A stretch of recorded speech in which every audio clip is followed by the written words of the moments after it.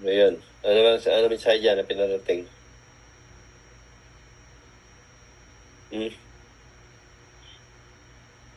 Ano mensahe yan na pinarating dyan? Baha, Brother Nars. Baha daw, sabi Miss K. Sino pa? Salamat, Miss K. Kaya nga nagkabaha-baha na. Kabaha-baha ng mundo eh.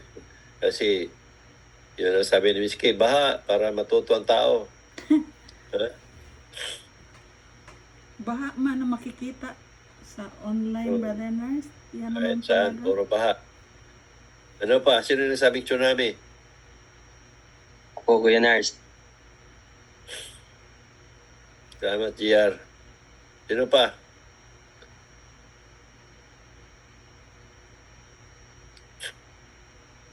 Wala kayo naisip? Tsunami. Lindol. Regional. Ha? May Lindol, Brother Nars. Lindol. Tsunami. Tsunami. O, sino pa? Ha? Sige. Tumagot kayo. Huwag kayo mag-alala. Hindi ko kayo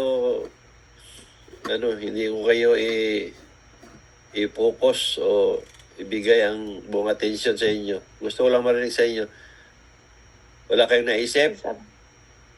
Ano sa problema, Brother Nars, sa Pilipinas? Yung problema? O. Wala na. Meron nagsabi, tsunami, problema sa Pilipinas, lindol, baha, ano pa? Landslide. Landslide. Landslide. O. Saka, Sir Nars, good morning. O. Sa akong nasa abdat, if bisag unsa nga dilubyo sa atong kinabuhi, sir, kung naiginoo, sir, and then naapod ka, sir, masave ta, sir. Muna ka nasabtan, sir. Thank you so much. Salamat, Sheila. O. Sino pa? Wala na? Ako na isa lang sa akin. So, ang lahat ng mga binabanggit ninyo, itong tawag diyan, trahedya. Di ba? Di ba trahedya tawag noon? yes. Ha? Oo, Kuya Nars, Australia. Anong sigaw ng Diyos? Umakyat ka kasi may malalaking alon. Anong tawag noon? Trahedya. Anong tawag noon? May trahedya Tsunami. dumating din. Ang tawag Warning, noon, warning, paalala ng Diyos. Di ba pag nagpaalala kayo ng tao, huwag mong gawin yan, takbo kasi may sunog. So, ibig sabihin, ang Diyos nagpaalala na kaya nga dumating nitong mga trahedya sa buhay natin. Kaya nga ang dating tubig dagat na hindi umakyat sa lupa, ngayon umakyat na. Di ba? Ang dating lugar na hindi binabaha, ngayon bumabaha na. Nagsilakihang mga trahedya.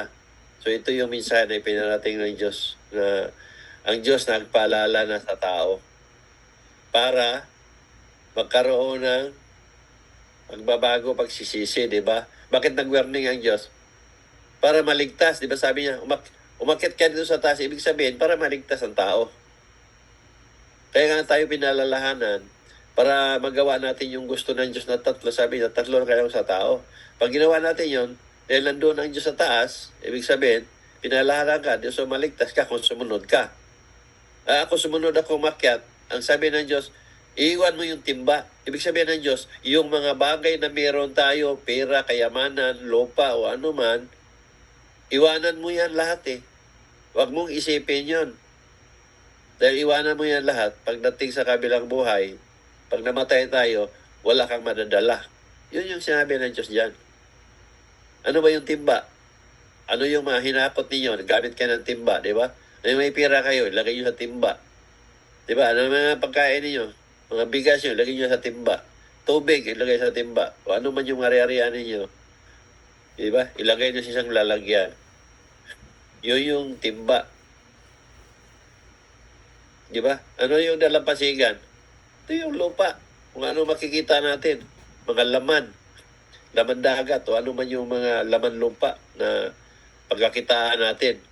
Naghanap buhay tayo. Naghanap ako ng laman dagat. Ibig sabihin, dito sa ibabaw ng lupa, naghahanap tayo ng pagkakitaan.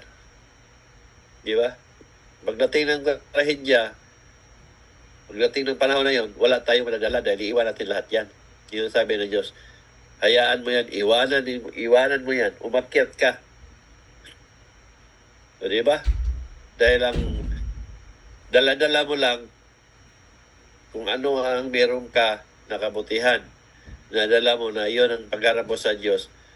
Yung sarili mo mismo, ang kaluluwa, yun ang iharap mo doon. Yun yung kaligtasan na sinasabi ng Diyos dyan. Malinaw ba? Malinaw po yan. Thank you po yan. Malinaw po yan. Salamat sa iyo. Brother Lars, thank you. Yun yung kaya na yun. Di ba? Malinaw ang sigaw ng Diyos eh. Umakyat ka na kasi may alon na palating. Ibig sabihin, trahedya, paalala. Paalala ng Diyos. Ginawa niyo mahirap, ang madali lang eh. Di ba? Yun yung paniniwala eh, na madali lang naman ang paniniwala na gagawin natin eh. Pinapahirapan lang tayo ng mga pare at pastor dahil nga pag hindi kayo papahirapan eh wala nang susunod sa kanila. Kaya marami silang turo, kasyo ganito, kasyo ganyan, di ba? So ikaw naman naniniwala, susunod ka ngayon. Pag hindi mo masunod, may impyerno ka. Pero madali lang naman. Gumawa ka lang karabutihan, gusto ng Diyos. Alam na ninyo na ang Diyos ang pag-ibig. So, gawin ang pag-ibig sa lahat ng bagay. Di pag ginawa mo yun, edi maligtas ka. Di ba?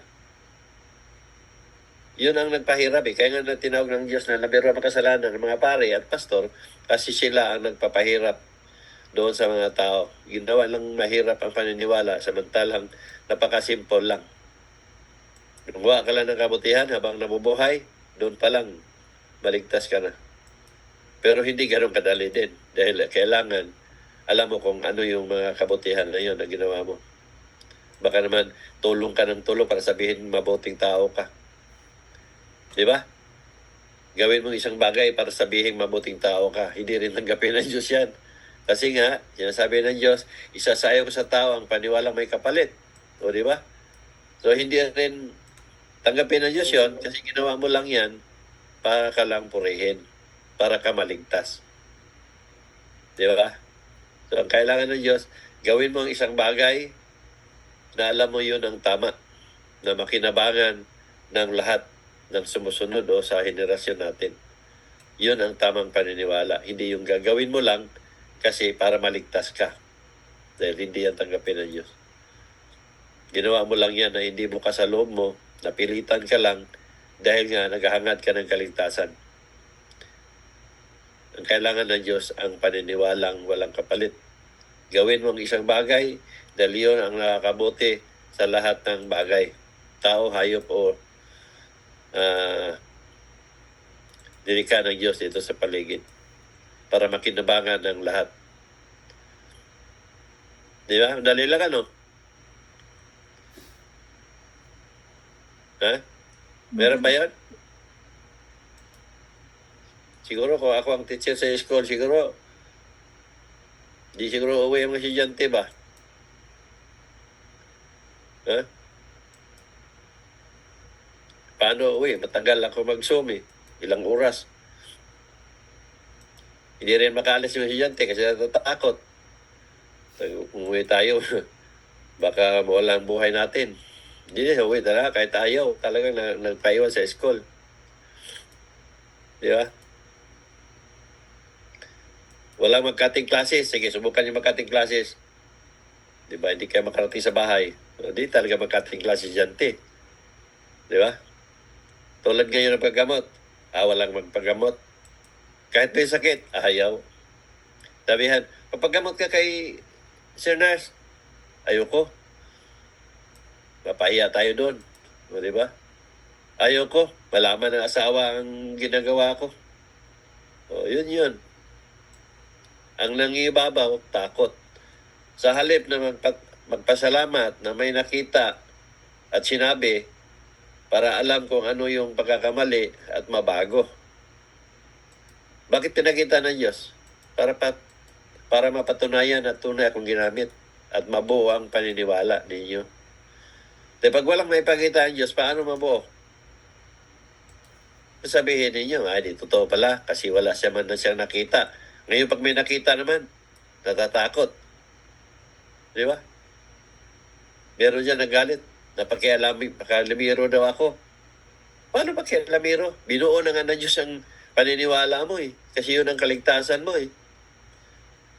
Pag nakita ko yun, ano sasabihin sarili mo? Totoo ka siyang ginamit. Kasi bakit na yan nalaman yung ako naman nakakaalam nun? Hindi na buo ang paniniwala mo.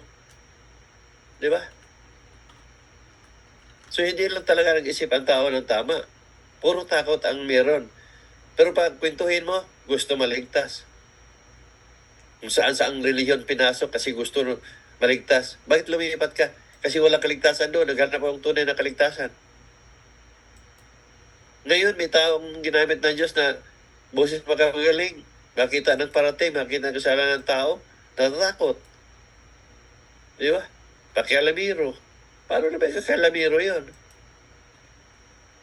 Binubuo na nga ng Diyos ang paniniwala ninyo. Di ba?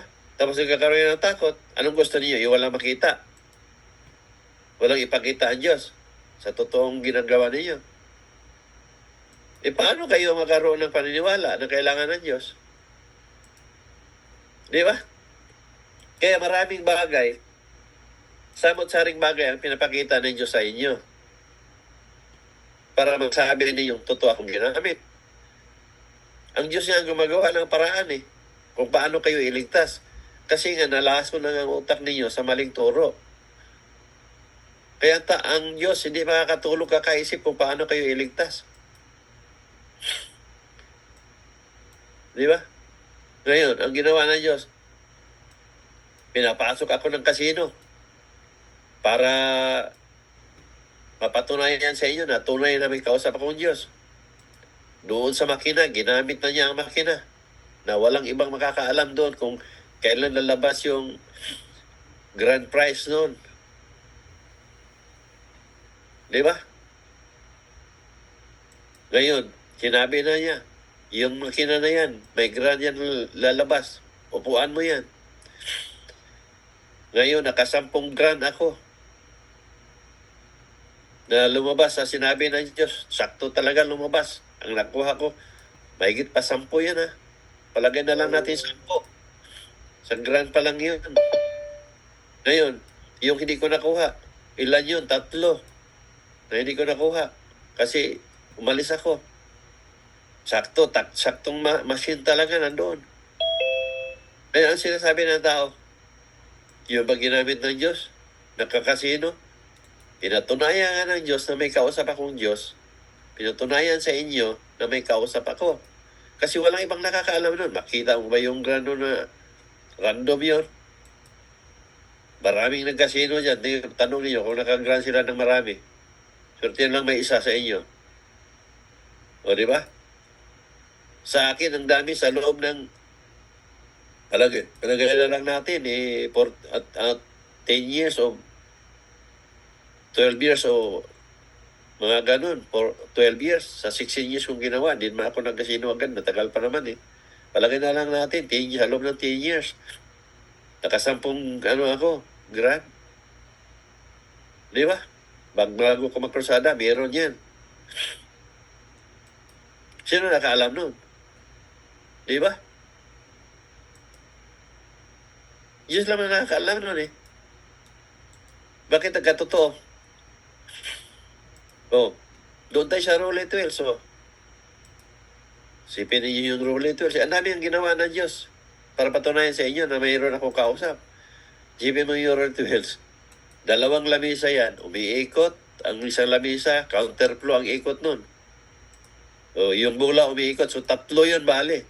Umiikot yung steady yung isang lamisa. Yung umiikot yung may number, umiikot yung bola, tapos counter flow pa ang ikot, tapos may mga lundag-lundag pa ang bola, depende rin sa naghagis. Ngayon, bakit nasabi ko doon siya lulundag sa isang numero? 37 number pa sila. Isa lang sa akin, sa kanila 36. Bakit masabi ko na doon lulundag ang bola? Sige nga.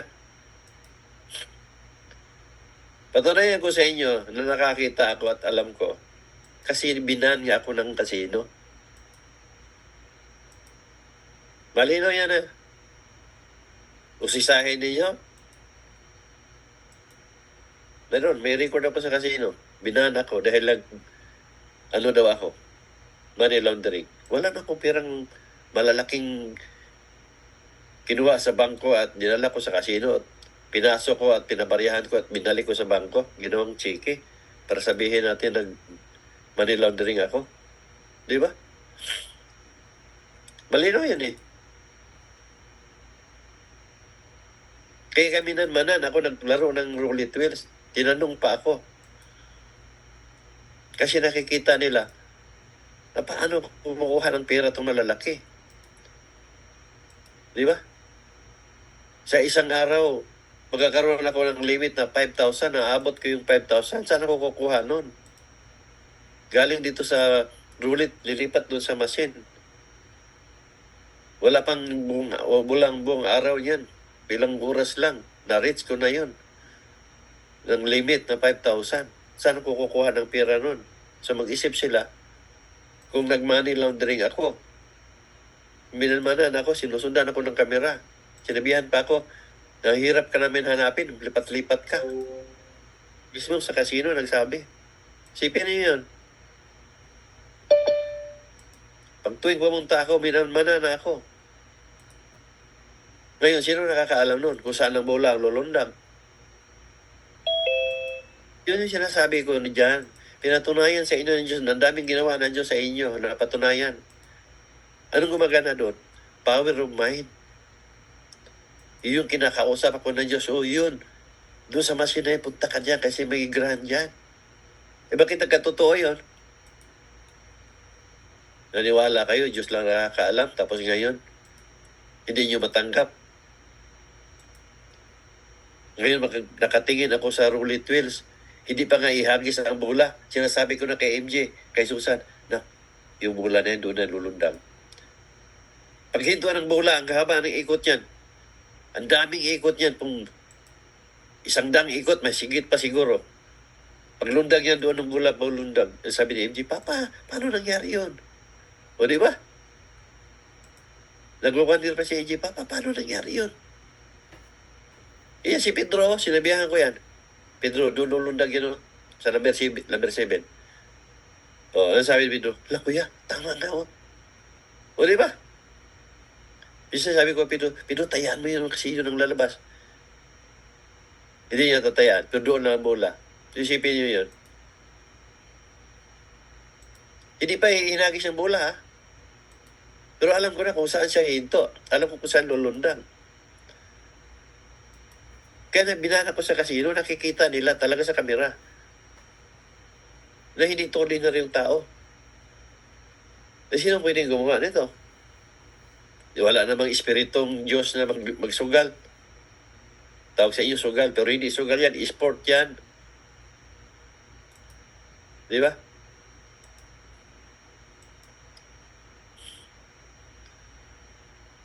Ngayon, isang patunay ko sa inyo na totoo ang may kausap ako. Yung power of mind na totoo. Yung mga nasulat ko na sinasabi ng Diyos, nakatotoo, marami yan. Umpisahan nyo sa Bagyong Yolanda, chemical sa Syria, lindol sa Bohol, barko sa Cebu, gera sa Ukraine, Duterte, Marawi, lindol sa Nepal, sunog sa Maui, Hawaii, Irma sa Amerika, Bagyong Douglas na pinalihis, Bagyong Butsoy na pinalihis, ang dami, di mabilang. So, gumawa pa rin ang Diyos ng ibang himala kung paano ninyo tanggapin. Ngayon, nagbibigay ako ng mga number sa sweet trees. Ang dami kong binigyan. Kaya sabi ko, huwag niyong tayaan ng malaki. Kasi hindi yan lalabas. Kasi nasa mensahe ng Diyos, tayaan lang ng maliit ng 5 pesos lang. So, ang ginawa, nagbigay ako sa Cebu, sa Camiguin, sa Cagayan. Alam mo tinaya? 500, 400. Hindi talaga lalabas yun. Bakit? Kasi nga, nagagamit ako na kumikita ng tao. Ano mangyari? Maniniwala lang ang tao dahil kasi nagbigay ako ng number na lumalabas. So, yun yung paniniwalang may kapalit. Kaya hindi talaga lumalabas. Ngayon, nakaraang linggo, tawa ako kay Jonah. May binigay sa aking number. Ilang number yun? Sabi ko, John, itaya mo ng sweet trees. Ang itataya mo lang 5 pesos lang. Oh. Ilang numero ang lumabas? 3 beses lumabas. Diba? Ay, John na. John, nasaan na, John?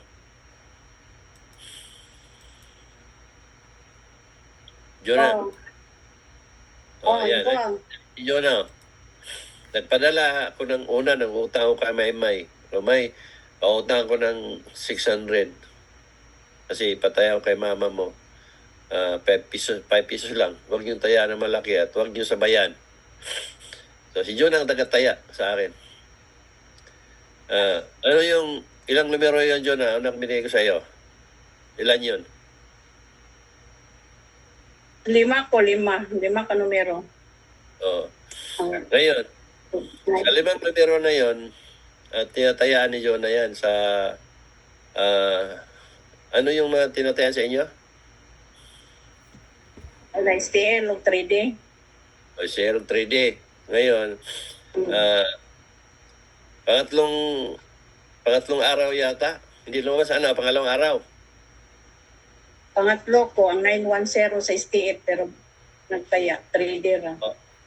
Ngayon sabi ko, wag mo na tayaan doon sa bula sa tulay. Dahil pag malaki, ang itaya mo, sabihin, uy, malaki yan. Balik. Ayun, ito na. Ngayon, lumabas ang una lumabas, 910. 910. 910. Ano yung number binigay ko? Na 091. Pastor na siya, 910, pero sa STL. Pag Oo nga. kaduhan na Pero dayon, hindi ko pinatayan kasi 9. binabawasan ko. Di ba? Oo. Kasi Oo. wala nang Mm. naya. Oo. Ngayon, nagbayad ako kay Maymay, may sobra na 400. Oo. Tama yung Ano to? pinadala kay Dati para sa motor. So, may 400. Ngayon, Oo. sabi ko, taya ka lang dyan ng 5-5 ha, kasi lalabas talaga yan, sabi ko. Ngayon, nung isang araw, sabi ko, tayaan mo dyan huwag mong kalimutan yung 129. Lalabas talaga yan. Kailan lumabas ang 129? Atong July 23, 24, plus maybe, Oo. Magkano taya ko? 5 pesos, 5 pesos, Magkano panalo? 3,200 yung daog. 100. Yan, barya-barya lang yan. Ngayon, balik 3 bisis, bumalik pa ang 190, di ba? 109, baliin mo. 109, katong 917, 109, baliin. Kasi naghahanap kasi kayo ng patunay eh. Maraming ginawa ang Diyos na patunay. Kaya sabi ko kay John na, John, huwag mong pasabayan yan. Kasi nga, pag nalaman ng tao na akin yan, maraming tataya, maraming sasabay. O, di ba? Kahit si Jonah, Okay, hindi kung na may siya pasabay. pasabay. Kahit si Jonah, hindi ko na pinapasabay. Kasi nga, patunayan ko nga sa tao na may kausap talaga ako. Noon, nagbigay ako ng 749. Hindi direct ang 749. Nai-given 129. Ang sabi ko, huwag niyong tayaan ang given. Doon kayo makapokus na sa martilyo. Ang martilyo, mag-analyze ka doon. Pero pag tingnan mo yung martilyo, 749 na kayo. Walang tumama. Yun. Kaya kung magbigay ako ng numero at natama, ano mangyari? Maraming maniwala sa akin kasi nagbigay ako ng numero na lumalabas. Di ba? So anong lalabas doon? Naniwala lang tao na may kapalit. Hindi yan paniwalang kailangan ng Diyos. Yung ginawa ng Diyos ngayon, nagbigay sa akin ng number na pinatayan ko kay Jonah para patunayan sa inyo na totoong may kausap ako at nakikita ng Diyos talaga kung ano yung makikita, ano yung lalabas sa sunod na mga araw. Hindi pa binula yan. Hindi pa yan binula. Kasi nga, anong kaibahan doon sa machine? Anong kaibahan doon sa machine? Na walang makakita doon eh. At may turo niya yung machine na may grand doon na labas. At lahat ng itinuro niya nangyari na lumabas at tinamaan ko.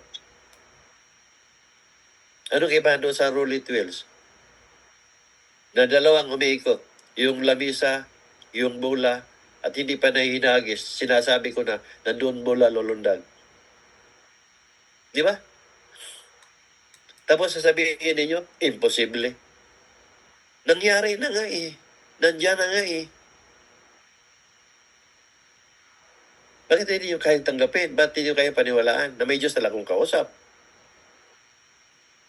Ito yung mga sinasabi ko na power ng Diyos ang kumikilos na hindi makalapit ang mga pare at pastor. Dahil may power talaga.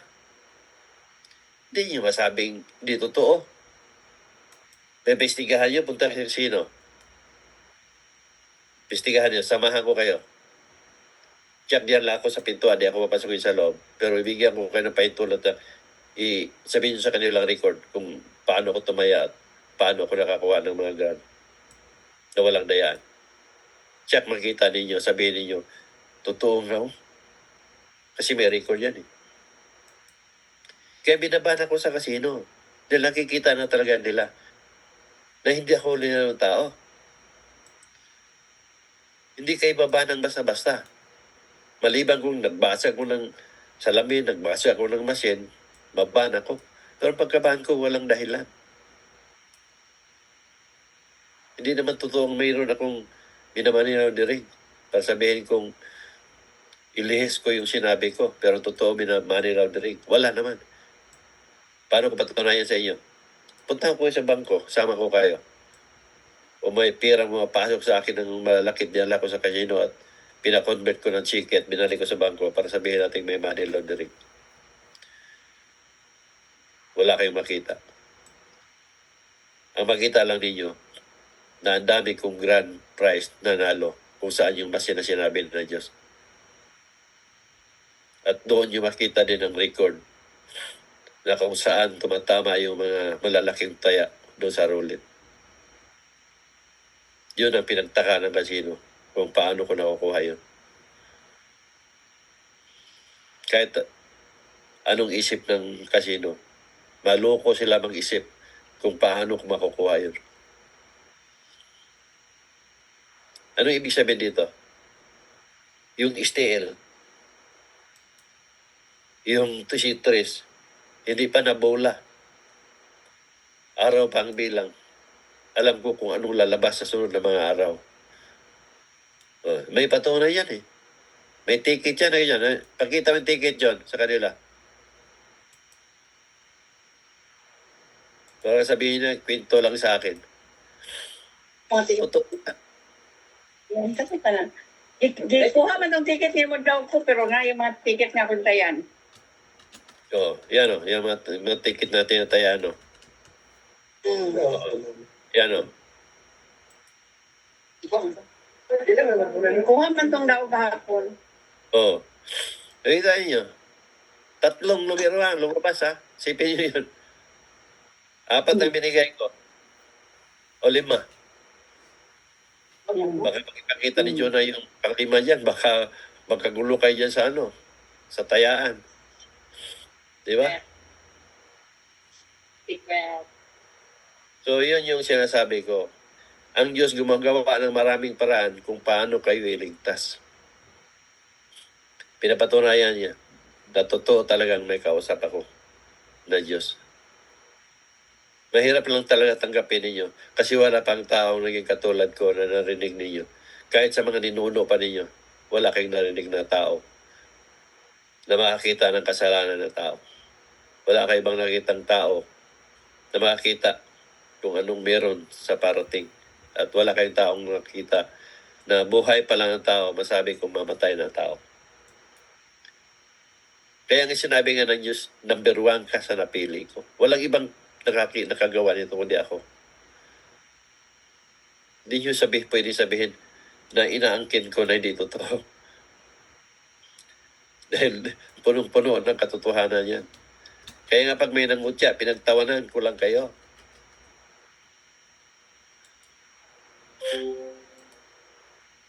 Ngayon, lantad ng lahat ng ginawa ko. Di ko pa isinama yung sabong yan. Nangantsaw ako kung ano yung sinasabi ko sa manok. Nok, takbo nok. Nok, balik nok. Palo nok, sunod na manok. Pagpalo, patay ang kalaban. Kaya binabato ako ng tansan sa loob ng sabungan eh. I-street ako ng 14 street. Street ako ng mahaba. 30 pesos, napaabot ko ng 36,000. Napaabot, 150 ko, napaabot ko ng 33,000. Walang laglag yan, diretso yan. Kahit sino sa bungiro sa inyo. Walang nakapag-street. Swerte na maka-street ka ng 3, 4. Yun yung sinasabi ng Diyos na gumawa na siya ng lahat ng paraan para lang maniwala ang tao kasi yun ang kailangan niya. Pero pag narinig niyo yung sinasabi ko, sasabihin niyo, imposible. Palagi imposible. Di ba? Paano? Meron kayong tamang pag-iisip, hindi niyo ginagamit sa tama. Pero ang mga pare ninyong rapist, molestya, di ba?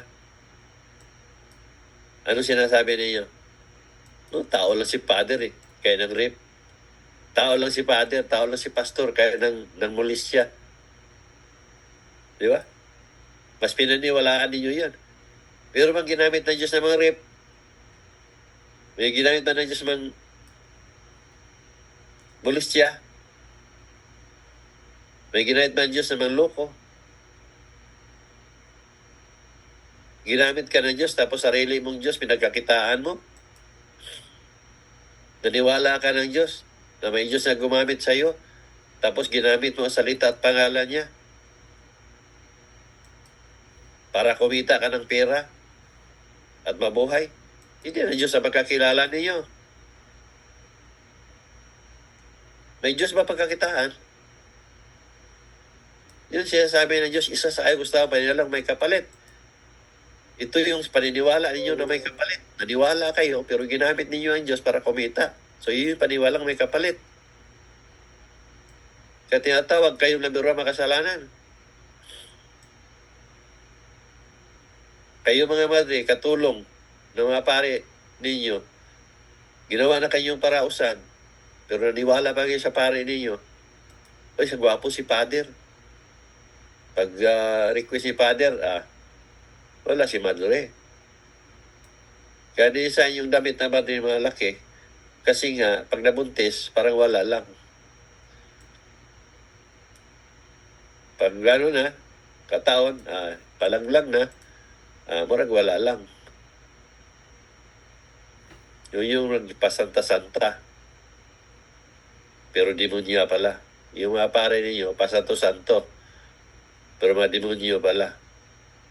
Mukhang bibig nila. Sister, brother, kailangan mag-antos para masantos. O, di ba? So, ikaw naman, Miro, nagtiis, nag-antos. Kasi yun daw ang sabi ng pare para masantos. Pero ang nagasantos, yung mga pare ninyo, wala man mag-antos. Di ba? So, anong lumalabas? Inutil na pag-iisip ng tao. Diyan ninyo nakikita kung paano kayo pinagluloko ng mga pare at pastor ninyo. Subukan nilang lumapit sa akin. Subukan nilang pumuna. Di ba, masiyahan sila. Kaya ngayon, walang nagbakasakaling maglakas loob na seryosong punahin ako at sigaw-sigawan ako sa Facebook. Subukan ninyo. Di iba, matulad kayo ng iba. Baka hindi pa nyo narasan magpantay ang paa ninyo dito. Masubukan ninyo kung paano pantayin ang paa ninyo. Power ng Diyos ang kalaban ninyo. Hindi niyo ako makikita kung paano ako mamalo. Baka akala ninyo nagkaroon kayo ng latay sa katawan na wala mang namalo sa inyo. Ito ang mahirap paniwalaan. Nasabi ko sa inyo. Sobrang pangutya, ang dami ko ng pinalo. Baka magpalingon-lingon kayo kung saan nagagaling yung sakit na tumama sa katawan ninyo. Isa lang ibig sabihin doon. Pag nasubrahan ng pangutya, power ng Diyos ang kumilos. Pinakita lang ng Diyos yan para maramdaman ninyo kung gaano kasakit ang ganti ng pangungutya ninyo sa power ng Diyos. Kaya pinakita niya. Ako nga lang ang ginamit na kasangkapan para mamalo, pero power ng Diyos ang kumikilos doon. Yung nagsabing, oo, ang tao natakot sa iyo kasi mangkulam ka. Patay na rin yung nagsabi doon. Di ba? Subukan yung magsabing mangkulam ako. Di ba bukas makalawa, magulat ka na lang. Makakita ka ng nagbagang apoy. Magulat ka na lang, nandito na pala ako. Meron akong kinumint eh. Nag-comment lang ako ng maganda. Pangatlong araw, nakita ko eh, nasa ambulansya na. Di ba? Nakalungkot, pero nakakatawa. Bakit?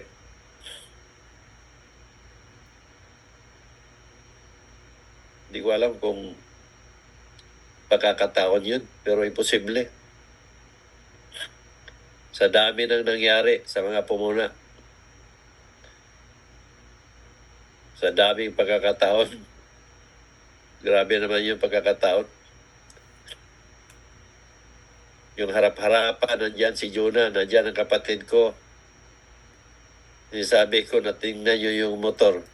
Pagdating sa unahan yan, lagapak yan. Malayo pa yun na, kilometro pa ang pinanggalingan. Dumaan sa harap namin, 200 meters paglampas, lagapak ang motor. Sipin niyo yun, walang kasasakyan sa kalsada, 2:00 sa madaling araw. Yan si Jonah, nandyan ang kasaksiyan. Kung hindi yan ang hindi, iwan ko lang, yumakap yan sa kapatid ko. Marami nakasaksi. Hindi lang yan, marami pa. Ano bang gusto ninyo? Nangarap kayo ng maligtas? Andito na ang tunay na tagapagligtas, na tunay na ligtas din. Hindi yung tagapagligtas na piniwalaan ninyo na nabirwa makasalanan, rapist, molisya ang meron sa kanila. Pangluloko, panglilin lang. Ngayon, tanungin ko kayo, paano makaligtas yon? Di ba? Na hindi naman sila ligtas. Ang tunay makapagligtas, ang totoong ligtas din. Para magsama-sama kayo doon sa paraiso. Hindi yung ang nagligtas sa inyo, nasa impyerno. Isipin mo na nandyan ka sa Ngayon, nagmukhang katawa-tawa dahil ang iniligtas napunta sa paraiso. Ang nagligtas nandoon sa impyerno. Eh kung ako naman na gano'n, ay magsama na tayo. Di ba? Hindi na ako magligtas sa inyo. Ang swerte nyo naman, iligtas ko kayo tapos ako nasa impyerno. Di na eh. Di ba? Kailangan pare-pareho tayo na ligtas. Ganon ang pagligtas. Hindi yung pinaniwalaan ninyo. Naniwala kayo sa pare at pastor ninyo. Tapos, makita niyo sa gawain. Kung isipin niyo mabuti, saan kayo maligtas? Wala, di ba? So, magsama-sama kayo sa impyerno. Ganon lang yun. So, yun lang. Maraming salamat. Thank you, Brother Nars. Yun na lahat.